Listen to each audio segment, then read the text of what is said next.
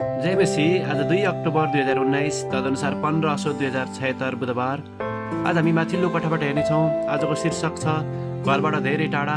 आज हामी परमेश्वरको वचन उत्पत्ति 28को 10देखि 22सम्म पाठ गर्नेछौँ।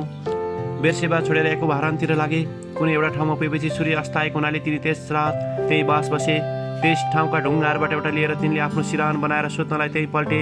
तिनले यस्तो सपना देखे, जमिनमा खडा गरेको एउटा भर्याङ रहेछ र त्यसको टुप्पो चाहिँ आकाशसम्म पुगेको रहेछ र परमेश्वरका दूतहरू त्यसमा उक्लने र ओर्लने गर्दा रहेछन्। परमप्रभु त्यसमाथि उभिनु भएर याकूबलाई भन्नुभयो, म परमप्रभु तेरा पिता अब्राहमका परमेश्वर र इसाकका परमेश्वर हुँ। जुन भूमिमा त ढल्किरहेको छस् त्यो म तँलाई र तेरा सन्तानहरूलाई दिनेछु।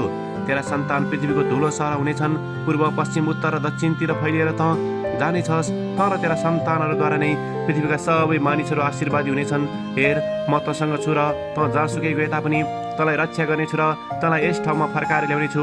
मैले तँलाई भनेको कुरा पुरा नगरुन्जेल म तँलाई छोड्ने छैन। तब याकूब निन्द्राबाट बिउजेर भने, निश्चय नै यस ठाउँमा परमेश्वर हुनुहुँदो रहेछ र यो मलाई थाहा थिएन। तिनी साह्रै डराएर तिनले भने, यो ठाउँ कस्तो भयोग्य रहेछ। यो त परमेश्वरको घर बाहेक अरू केही होइन रहेछ। यो त स्वर्गको ढोका पो रहेछ। याकूब बिहान सबेरै उठेर आफूले सिरान बनाएको ढुङ्गा लिएर खामो जस्तै गरी खडा गरेर त्यसको टुप्पामा तेल खनाए। तिनले त्यस ठाउँको नाउँ बेथेल राखे। पहिले त्यस ठाउँको नाउँ लुज थियो। तब याकूबले यस्तो भन्ने भाकल गरे, यदि परमेश्वर मेरो साथमा रहनुभयो, मेरो यात्रामा मलाई रक्षा गर्नुभयो, मलाई खानलाई रोटी र लाउनलाई वस्त्र दिनुभयो, अनि म कुशलतापूर्वक फेरि मेरो बाबुको घर आउन पाएँ भने परमप्रभुले मेरा परमेश्वर हुनुहुनेछ र मैले खामो बनाएको यो ढुङ्गा चाहिँ परमेश्वरको घर हुनेछ र तपाईँले मलाई दिनुभए जति सबैको दशांश म तपाईँलाई अवश्य चढाउनेछु। आमेन।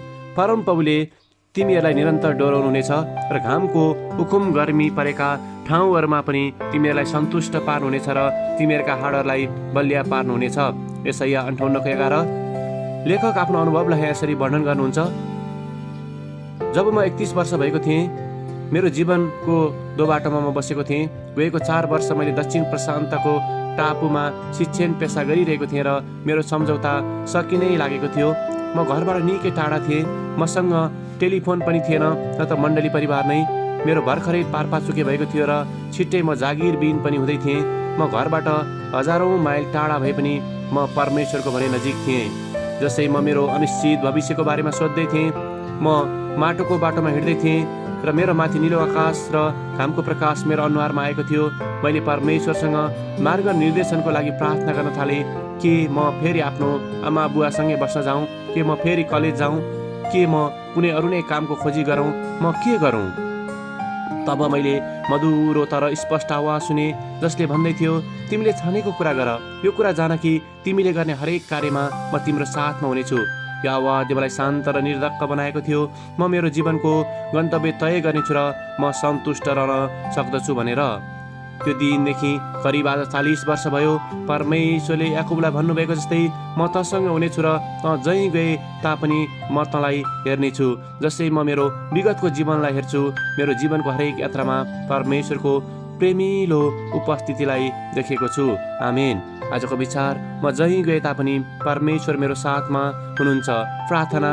प्यारो परमेश्वर, तपाईँ हर समय मसँगै हुनुहुन्छ र मलाई कहिले छोड्नुहुन्न भन्ने कुरा थाहा पाउनु कति असल छ। तपाईँको विश्वसयोग्यताको लागि तपाईँलाई धेरै धन्यवाद।